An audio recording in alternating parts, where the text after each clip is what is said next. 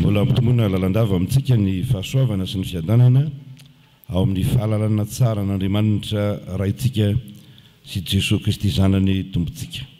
Amen. Ifantoka kokoa ao amin'ny filazantsara araka ny Jaune sika.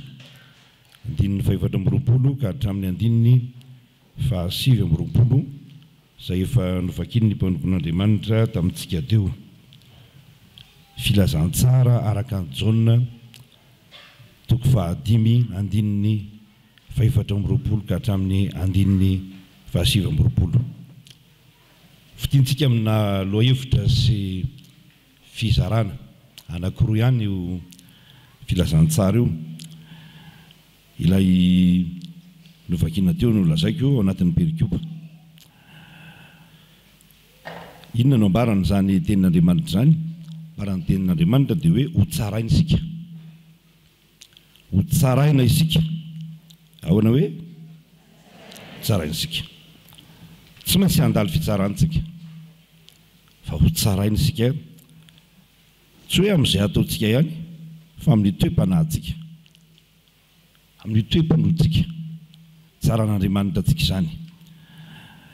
Inona no hitsaran'Andriamanitra antsika? Fantatsika fa amin'ny fiainana andavanandro dia misy raha eo amin'ny adieloka zao ny resahana dia misy ny antsoina hoe code pénal.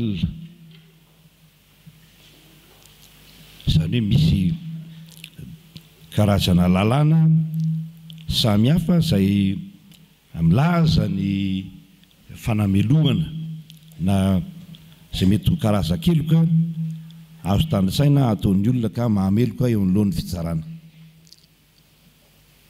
Fa ato anatin'ity filazantsara ity dia zavatra anankiroa no lazain'ny soratra masina. Ho tsaraina isika ka ny tenin'Andriamanitra no hitsarana antsika.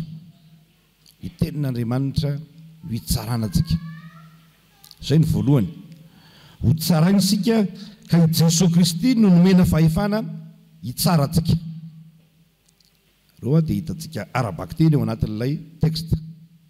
Ho tsaraina isika ka inona no hitsarana antsika? Ny tenin'Andriamanitra no hitsarana antsika. Fa ny faharoa dia iza no mpitsara antsika? Jesosy Kristy no nomena fahefana hitsara antsika. Lazaiko aminareo marina dia marina tokoa i Jesosy izay mandreny teniko ka mino izay naniraka no maninona? No manana fiainana mandrakizay ka tsy ho tsaraina na tsy ho elohiny. Izany no ambaran'ilay soratra masina. Io tenin'Andriamanitra io zany no hitsarana ny olona. Ary amin'ny fomba ahoana no hitsarana ny olona ao amin'ny tenin'Andriamanitra? Mandre tokoa ny tenin'Andriamanitra ve ny olona? Ary izany no fandinihan-tena atao amin'izao karema izao. Mandre tokoa io tenin'Andriamanitra io ve isika? Dia hoe eny, mandre n'io ianao isan'alady. Fa inona moa tena dikany teny hoe mandre? Dikany teny hoe mandre dia hoe mianatra sy mampiatra izany tenin'Andriamanitra izany eo amin'ny fiainana. Miaina amin'izany tenin'Andriamanitra izany. Ary ny valiny fandrenesana marina ny tenin'Andriamanitra, tena miainana, tena ny anarana dia ny finoana. Ny olona tena nandray ny tenin'Andriamanitra zany, tena nandre ny tenin'Andriamanitra dia maninona? Mino. Ary rehefa mino ny olona dia tsy hoe mino taka ny mahazatra ilay ao an-tsaintsika ny hoe mino zavatra anankiray ianao fa ho tanteraka. Ho lazaina eto fa misy izay inona, iza no inona? Izay mandre ny teniko ka mino izay, iza no inona? Izay naniraka, iza ilay naniraka? Andriamanitra ray. Mitondra na miteraka finoana an'Andriamanitra ray zany. Ka ny olona izay mino an'Andriamanitra no manana fiainana mandrakizay ka tsy ho elohiny. Ny didim-pitsarana dia efa eo. Izay mino azy no vonjena, izay tsy mino dia Jaona 7 zay, dia ny 9 sy ny 7, izay tsy mino dia efa ahoana? Voaheloka raha teo. efa io ny didi-pitsarana. Andriamanitra tsy miangatra, Andriamanitra tsy manao fitsarana amin'ny tanila, fa mazava ny didi-pitsaran'Andriamanitra dia izao, izay mino, izay nandre ny tenin'Andriamanitra, nianatra ny tenin'Andriamanitra, niaina ny tenin'Andriamanitra, dia tafala na tafafindra ny ala tamin'ny fahafatesana ho amin'ny fiainana izy. Noho izany dia zava-dehibe amin'ny fiainantsika ny finoana na ny fandrenesana ny tenin'Andriamanitra, fianarana ny tenin'Andriamanitra io, ny fandraisana ny tenin'Andriamanitra io ho fiainana, ny faminona ny fiainantsika amin'izany tenin'Andriamanitra zany, izay tokony hiteraka finoana, satria izany no vokatra andrasan'Andriamanitra amintsika.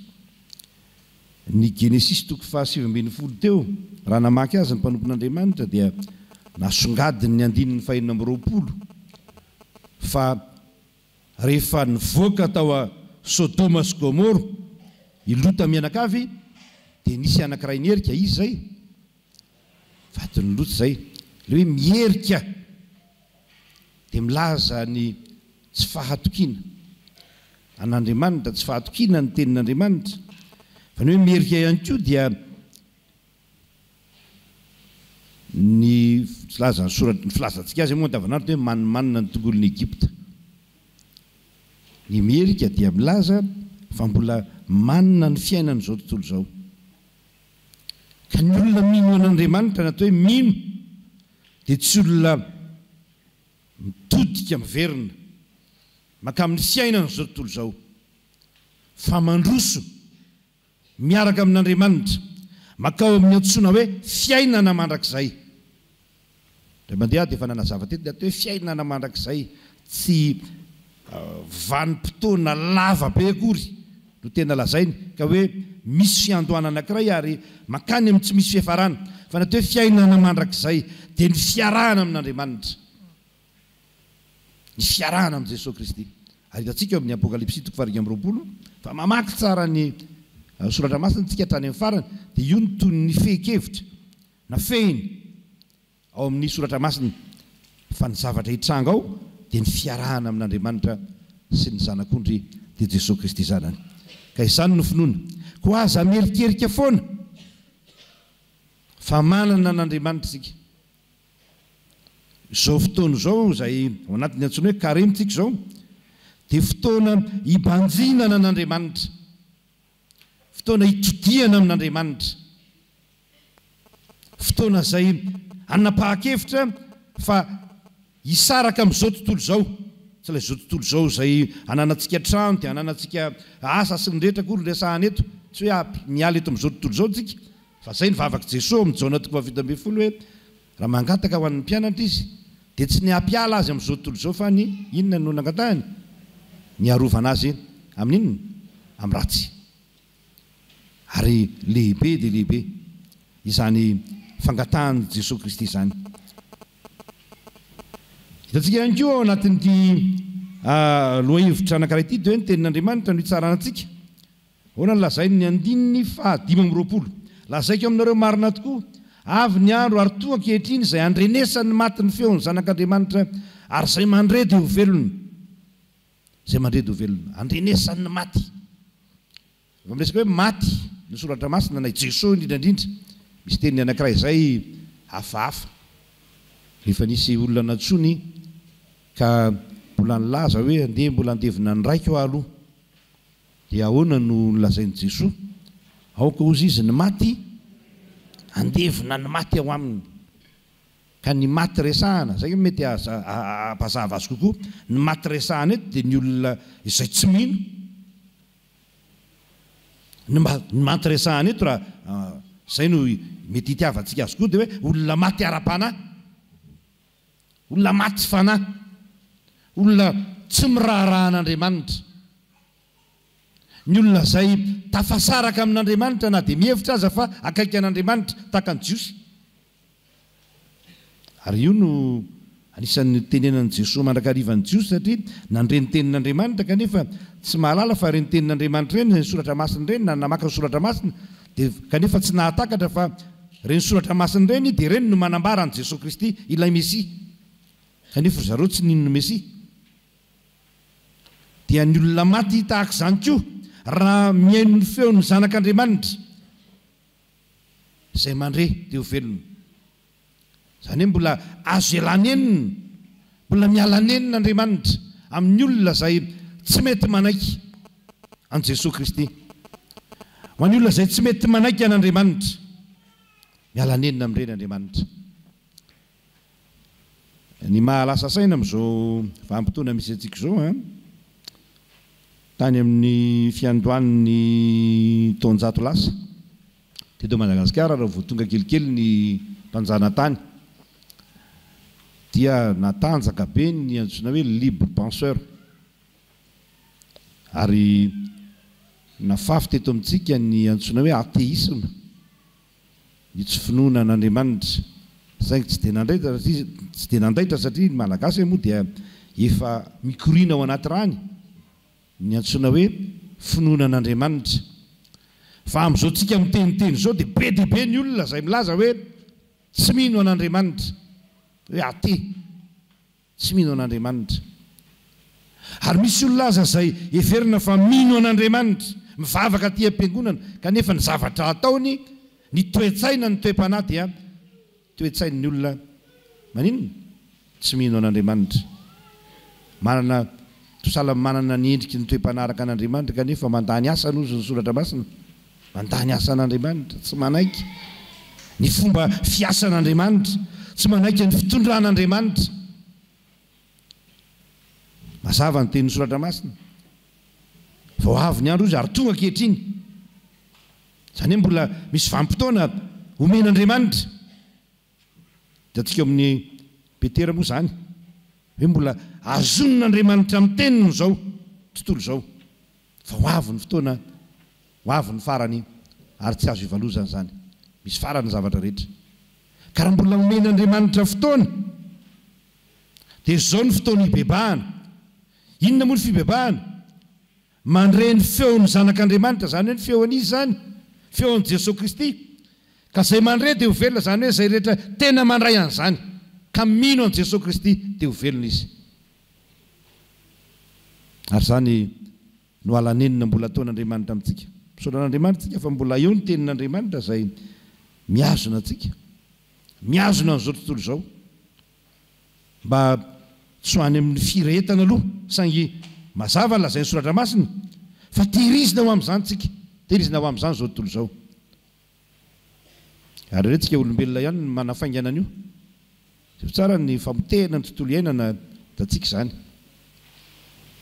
tena tontolo iainana dorana ny tanety dia fantatsika amin'izao fotoana izao misy ny rahonady any marina fa mbola any amin'ny analin'ny kilometatra atsika any ny rahonady dia misy ny rahonady nucléaire izay manahirana amin'izao fotoana izao misy firenena sasany efa mandefa karazana fanafody fiarovana amin'izany ho an'ny teratany any amin'ireny tany tatsinanina izay misy olana amin'izao fotoana izao reny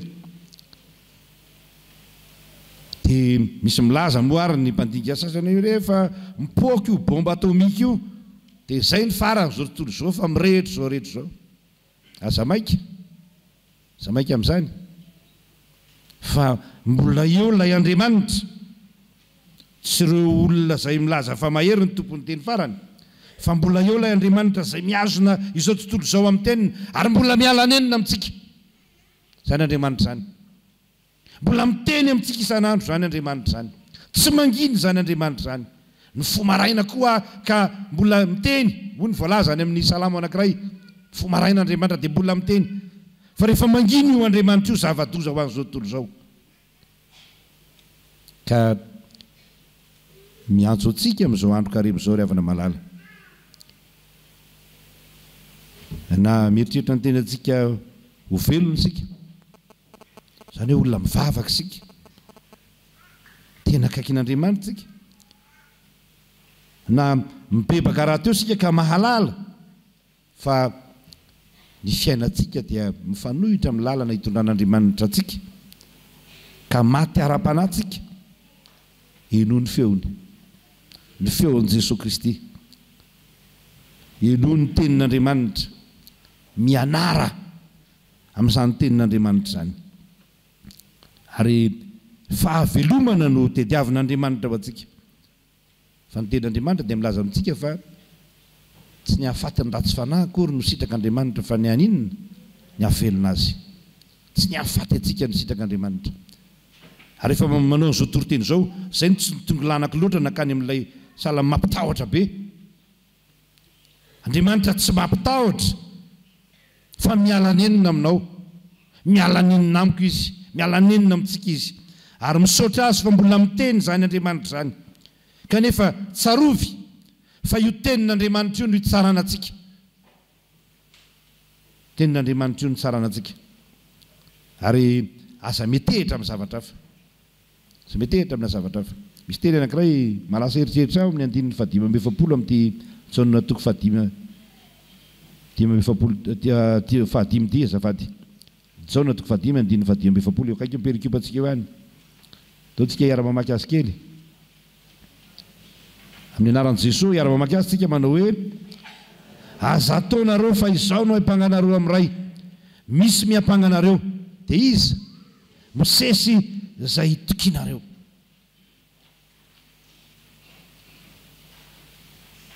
Tandremo fa ny fombafomba ivelana izay mety ataontsika dia mihampangatsika ireny. Izay voalohany.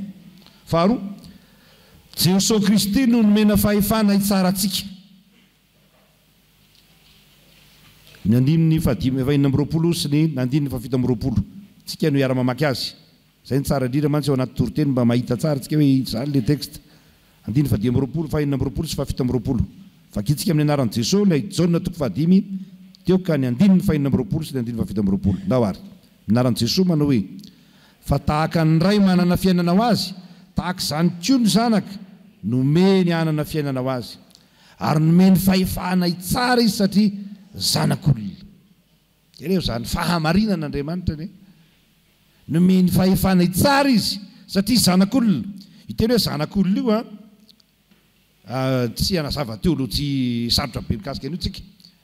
Fa io no milaza fa tena nifanerasera tamintsika i Jesosy Kristy. Fantatsika eo amin'ny lafiny dogmatika, lafiny fotompinoana.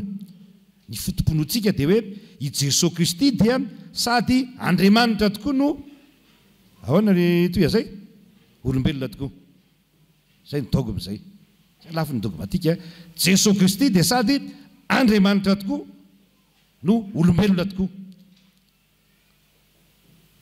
Manahirana ianareo amin'ny fiainana raha ohatra ianao ka atao hoe miasa amin'olona anankiray na miara-miasa amin'olona anankiray ka olona tsy tena nifanerasera taminao na olona tsy mahatakatra loatra ny olonanao, ny olona izay rahanao miasa dia ho sahirana ianao. Tsy ilay olona mampiasa anao akory na ilay olona miara-miasa aminao no manahirana, fa satria tsy fantany ny mombanao, tsy hainy ny mombamombanao sy mahakasika anao. Fa i Jesosy Kristy dia nomena fahefana hitsara antsika satria zanak'olona izy. Mitohy ary amin'ilay Jaona toko 1 zany 5:20 ilay manao hoe ary ny teny dia tonga nofo ka naninona ka nonona tamintsika. Ary ny anarany dia antsoina hoe Immanuela. Ina dika ny teny hoe Immanuela, Andriamanitra amintsika, Dieu parmi nous. Izany hoe Andriamanitra mitoetra anday miaraka amintsika, Andriamanitra miara-monina amintsika. I Jesosy Kristy dia miara-monina amintsika, mahatakatra ny maha-olombelona antsika ary mahalala ny fahalementsika. Dia izy no mpitsara. Ary misaoran'Andriamanitra fa izany nataon'Andriamanitra ho antsika. Fitiavan'Andriamanitra antsika izany. Kanefa na izany aza dia misy tokoa ny fitsarana izay ataon'i Jesosy Kristy. Azagaga amin'izany ozy izy fa avy ny andro izay indrenesan'ny olona rehetra ny pasana ny feony. Dia hivoaka izy izay manao ny tsara dia ho any amin'ny fitsanganana ho amin'ny fiainana, fa izay manao ny ratsy kosa dia ho any amin'ny fitsanganana ho fanamelohana. Misaotra azy tsika fa misaotra n'Andriamanitra tsika fa dia izy tokoa no nomeny fahefana hitsara antsika satria zanak'olona izy ozy ny filazany azy. Jereo tsara nataon'i Jesosy ny Jaona toko 2:20 mamaky tsara ny filazantsara ianao dia rehefa nitomany ny olona satria maty Lazarosy dia mananinona koa izy ahoana hoe ry protestanta zanako malala mamaky baiboly tsika efa tsika indray no lasa katolika atsoatsy a katolika tany alohan'ny 5 tamin'ny alohan'ny 570 tany alohan'ny konsily Vatican faharoa zany dia tsy namaky an'io baiboly io na amin'ny teny pireneny fa namaky azy tamin'ny teny latina raha mahazo ny mpitondra fivavahana ihany namaky azy tsy dia zatra loatra zany ny avantsika katolika namaky teny soratra masina fa itsika zao malalaka tsara afaka mamaky ny baiboly manana baiboly tsika fa nanam-panao an'izay tsika teto fa kio ny tenin'Andriamanitra fa izany ny voalazo amin'ny soratra masinao raha nitomany ny olona fa maty Lazarosy misy koa moa ireo le tantaran'ny fomba fanao jiosy misy ireo karazan'olona mpitomany tovy amin'ny any atsimo any koa any atsimo any amin'ny faritra atsimo iny misy karazan'olona tahaka izany tsy le fianakaviana no mitomany fa misy karazan'olona mihitsy izay angonina dia ireny ny mpitomany fa tonga ny olona manamanjo na fianakaviany manamanjo dia mitomany reny olona ireny dia mba mitomany koa le mampitomany an'le mianamanjo zany dia manitra aloha tsy mampitomany olona tahaka izany dia le teo amin'ny jiosy koa dia misy karazany tahaka izany misy olona mpitomany dia rehefa nitomany ny olona nitomany koa ny fianakaviana dia niombona tamin'ireny Jesosy Kristy ka nitomany ary zany lehilahy izay mitomany miaraka amintsika izany no mpitsaratsika izay nisoratsika n'Andriamanitra kanefa manao fitsarana marina izy na dia takany aza ny fahalementsika ka izay nanao ny tsara ozy izy dia ho any amin'ny fitsanganana ho fiainana fa izay nanao ny ratsy kosa dia ho any amin'ny fitsanganana ho fahamelohana ifanontany kely ary tsika eto mpamarana ny tontolo dede inona marina ny dikany teny hoe nanao ny tsara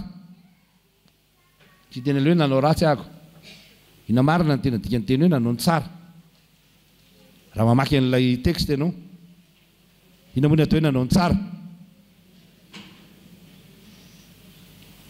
ndraindrayntsika mantsy mionona dia tsara fa ndraindrayntsika mionona eo amin'ilay lafiny moraly hoe rehefa mba madio ny saiko fa zangy rehefa tsy dia hoe mijangajanga akory tsy hoe mangalatra akory tsy hoe manao risoriso akory fa izany mba miezaka manao ny tsara dia tonga mitenin'le anankiray hoe pastera zay ngena tsy mivavaka ary olona tsara zay izy olona tsy mivavaka ary olona tsara ndraindray ao aminatin'ny rehefa mamaky ny soratra masina tsika dia manafangaro ny antsoina hoe asa atoko amin'ny teny vahiny kely ankamany afangarontsika ndraindray ny antsoina hoe acte sy ny antsoina hoe nature afangarontsika ndraindray ny hoe inona no nature ny olona sy ny acte ataony ny zavatra ataon'ny olona zany hoe ny asa-pahotana ataon'ny olona dia vokatry ny zavatra tena ao anatiny natureny ary io lafiny hoe natureny oloha zany hoe ny maizizy azy ny olona mihitsy ny fahiziny olona mihitsy no tena manahirana dia ny mahampanota azy mpanotsika Paoly apôstôly ary amin'ny Romana toko faharoa dia milaza mazava hoe tsy misy marina na dia iray akory azo izy na dia iray tahaka an'ity aza tsy misy marina ka eo amin'izany mampanotantsika izany natao hoe ratsy dia ny olona tsy hoe tsy afaka amin'ny fahotana satria tsy misy olona afaka manafaka ny tenany amin'ny fahotana fa ny olona izay tsy nanaiky an'i Jesosy Kristy ka tafatoetra ao amin'izany fahotana izany no antsoina hoe ratsy ny olona izay tsy mino ny olona izay tsy tena nanombo ny nofony sy ny filany taiza teo amin'ny azo fijaliana ny olona izay tsy tena nanaraka marina an'i Jesosy Kristy ka nitondra ny fahalemeny teo anatrehan'ny tompo azony olona atao tsara mantsy zany ny Matthieu 20:20 dia milaza an'izany makanesa ty amiko ianareo zay maninona miasa fatratra sy mavesatretana fa izao izy no anome anareo fitsarana le fitsarana io akory tsy hoe repos fotsiny tsy hoe fialan-tsasatra congé fa raha toe fitsarana dia hoe fialana tanteraka ao amin'ny fahafatesana ka tafafindra ty amin'ny fiainana fialana tanteraka ao amin'ny fahotana amin'ny maha olona mpanota ka tafatoetra ho zanak'Andriamanitra ka ny olona niala atao amin'ny mahampanota azy ary dia tonga zanak'Andriamanitra izany natao hoe nanao ny tsara ka tsy hoelohina. Ary izay ilay Romanina toko voalohany toko 9 azafady andininy voalohany. Ary amin'izany dia tsy misy fanamelohana ho an'izay aisa ho an'izay eo amin'ny Kristy Jesosy. Ary izay zava-dehibe fahatakarana izany. Ary na manao ny tsara tahaka n'inona ary ety ivelany ny fiatsaram-belatsia izany. Tsy mangalatra, tsy mijangajanga, tsy maninona, tsy maninona. Manao zavatra tsara mampiseho amin'ny olona fa tena olona tsara. Endriky ny fiatsaram-belatsia ihany izany raha tsy eo amin'i Jesosy Kristy. Ny finoana sy ny fananana an' Jesosy Kristy ny mahavonjy fa tsy ny fahatsarany ny moraly. Ny akta rehetra ataontsika izany dia tokony vokatry ny finoana. Ary raha marina fa ao amintsika Jesosy Kristy dia andeha amin'ny mazavitsika.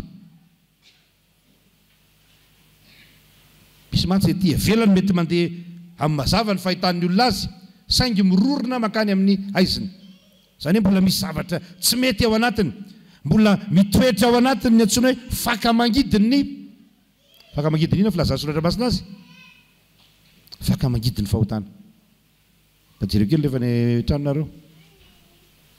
Fa misy olona mbola mitoetra ao anatiny ny fakamangidiny ny mahampanota azy satria tsy ao anatin'i Jesosy Kristy. Fa ny olona izany hoe ny kristianina tena normaly, izay filazako azy, tena ara-dalàna, kristianina tena izy, dia afaka miteny hoe tsy izao intsony no velona fa Kristy velona ato anatika. Ary izany no mahavonjy. Noho izany raha manana izany finoana izany ka hita ety amin'ny fiainana andavanandrontsika izany finoana izay ananantsika ao anaty izany, satria ireo dia tsy misaraka.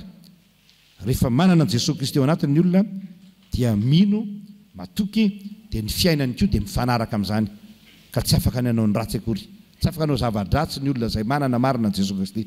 Dia handray anjara amin'ny fitsanganana amin'ny maty ka izay nanao ny tsara ho izy dia ho any amin'ny fitsanganana ho fiainana, fa izay nanao ny ratsy kosa dia ho any amin'ny fitsanganana ho fahamelohana. Dia tsy resahantsika iny faharoa iny fa tena izy tokoa izany fitsanganana ho fahamelohana izany. Fa raha mamaky kely ny Apokalipsy tsika dia tsika hijery ny Apokalipsy toko 20 amaranako azy. Somary hampianatra kely fotompon'olo sika. Inona moa izany no hitranga rehefa tonga amin'ny farany. Tonga amin'ny farany dia isy fitsarana, dia isy fitsanganana amin'ny maty. Dia ny marina, izany hoe ireo olon'Andriamanitra, ireo olona niaraka tamin'i Jesosy Kristy tetỳ amin'izao fiainana izao, dia hitsangana, ary hitsangana ho amin'ny fiainana ireny olona ireny, isika ireny, ianao hitsangana ho amin'ny fiainana ianao raha tahinika tena nanaraka an'i Jesosy Kristy. Dia ahoana ny voalaza ny soratra masina, izany hoe izy karazana fitsanganana anankiroa io. Ny Jaona toko 5 moa dia tsy manao an'ilay antsoina hoe kronolozia, izany hoe tsy mandahatra azy araka ny fotoana, fa milaza fotsiny ny zavatra hitranga. Fa ato amin'ny Apokalipsy izy dia milaza kronolozia, izany hoe mandahatra azy amin'ny fotoana izy. Inona no lazainy ato amin'ny Apokalipsy toko 20 ary manomboka eo amin'ny andininy, tsy maninona fa dia hanomboka eo amin'ny andininy fahefatritsika ka hatramin'ny fahadimy, lavalava ihany izy fa iarahantsika mamaky amin'ny anaran'ny Tompo dia samy mandingitsika, ary izay no amaranantsika ny toriteny. Amin'ny anaran'i Jesosy. Ary nahita seza fiandrianana maro ary nisy nipetraka teo amboniny, mena fahefany tsara izy. Ary hitako koa ny fanahiny izay nitapahan-doniny ny filazana an'i Jesosy sy ny tenin'Andriamanitra, izay rehetra tsy niakohaka teo anoloan'ny bibidia na teo anoloan'ny sariny, ary tsy nandray ny marika eo amin'ny andriny na eo amin'ny tanany. Ary velona izy ka niara nanjaka tamin'i Kristy arivo taona, fa ny sisa amin'ny maty dia tsy mbola velona mandra-pahatapy ny arivo taona. Izany no fitsanganana voalohany. Apitsika kely ny andininy fahaenina manao hoe sambatra izay masina izay manana anjara amin'ny fitsanganana voalohany, ireo no tsy mba hanana ny fahafatesana faharoa fa fahefana fampisoron'Andriamanitra sy Kristy ireo ka hiara-manjaka amin'ny arivo taona. Misy dingana roa izany ny fitsanganana. Dia ireo ilay manana anjara amin'ny fitsanganana voalohany dia ireo ilay tafafindra ny ala tao amin'ny fahafatesana makany amin'ny fiainana. Fa izy faharoa saingy makaizy ireny le faharoa ireny makany amin'ilay antsoina hoe fahafatesana faharoa, fa tratra ny fanamelohana. Ny rinin'ny foko anao, ny iritsika rehetra, ary ny irin'Andriamanitra ho antsika dia hanana anjara amin'izany fitsanganana ao amin'ny fiainana izany tsika, fa tsy ho amin'ny fahafatesana. Araroty ny karemy hitotiana tanteraka amin'Andriamanitra, araroty ny karemy hisarahana amin'ny zava-dratsy rehetra izay mety fanaontsika nahazatra, izay mamatotra antsika. Araroty ny karemy, vanim-potoana moa ny karemy, fa tsy hoe ny karemy akory ny mahavonjy, fa tena angatahana amin'Andriamanitra, tena ho fiainam-bavaka ny fiainantsika. Maninona moa amin'izao karemy izao? Tsika protestanta mantsy tsy dia zatra an'izany loatra. Zay protestanta zay nga fadianina zany, tsika tia hinan-kanina foana. Fa ny karemy dia azo atao tsara. Protestanta ianao na inona ianao lazay ny tenin'Andriamanitra zany, fa azo atao tsara ary aprisihana ny vavaka sy ny fifadikanana, fitotiana amin'Andriamanitra mba ajanona aloha izay fahafinaretana ara-nofo izay mahazatra indraindray misakafo sy ny rehetra. Fa andeha hitodika amin'Andriamanitra tsika, andeha hahatsiaro, fampanotsika ka hibebaka, ary andeha tsika hahatsiaro indray hoe Jesosy Kristy tena atao anatika ve ianao, tena manana anao avy e. Zany no fibebahana ane. Ka raha mahatsiaro tsika hoe ndry Jesosy Kristy zany dia inoko zany kanefa salantsy tena mbola atao anatiko zany, dia avelantsika hiaino ny feony, hianatra ny teniny, ary afaka mangataka tsika ho an'izay mbola tsy nangataka an'izany. Tia bedibe kristiana mbola tsy nangataka an'izany hoe Jesosy midira atao anatiko ianao, dia mangataha. Fa ny tenin'Andriamanitra manao hoe mangataha ozy izy dia maninona ianareo? Dia omena ianareo aza tsotsika ny tenin'Andriamanitra iny. Fa indra indray heveritsika hoe fangatahana fotsiny, fangatahan-javatra, fa ny tena marina dia fangatahana ny fanahy masina iny mba hiditra ao anaty. Ka rehefa mangataka ianao dia omen'Andriamanitra, ary Andriamanitra dia manome malalaka sady tsy maninona ozy ny soratra masina sady tsy mandatsa. Ireo zao revana malala lavalava ihany ty vanim-potoanan'ny karemy ty. Ireo zao anatin'ny fandinihan-tena, tao amin'ny fianakavianao, tao amin'ny ankonanao andini-tena fatratra. Fa raha efa mibebaka sika dia mazava ny tenin'Andriamanitra. Be dia be ny olona tokony mbola hampahirezintsika. Jesosy Kristy laza an'izany hoe rehefa mibebaka ianao izy dia ndana hampahirezo ny rahalahinao. Be dia be ny olona mila taomina hanaraka an'i Jesosy Kristy eto amin'ity fiainana ity. Ataon'ny olona izay mbola tsy nibebaka ahoana moa no fotoanany mpanota. Fa itsika ty am-piangonana aloha ny tena mila mibebaka, tena mila mahazo antoka fa ao anatintsika Jesosy Kristy. Ary rehefa tena ao anatintsika ny tompo dia afaka miantso ny hafintsika hanaraka antsika ao anatin'izany. Ho an'Andriamanitra voninahitra, ianao anie ho anisan'izay lazay ny soratra masina fa nandreny tenin'i Jesosy Kristy ka nino an'Andriamanitra, ary dia tafafindra ny ala tamin'ny fahafatesana makao amin'ny fiainana, ianao sy ny ankonanao. Amen.